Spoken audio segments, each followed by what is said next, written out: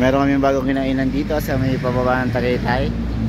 Ito ay Kubli Cafe Bistro. Dito sa may pababa ng Tagaytay.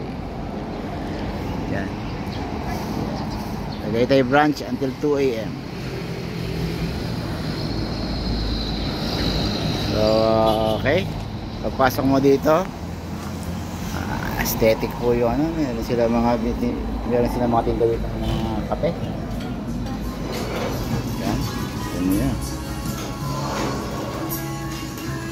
Po sa pan-dine-in, meron po sila dito mga kubo-kubo. Ayan po. Yan, mga kubo-kubo nila. Good for 6 person.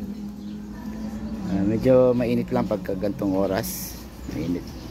Tapos paggabi, meron po nagla-livean dito. May nagla-live, may natugtog din dito. Meron din silang sinaserve na kape dito sa Kubli.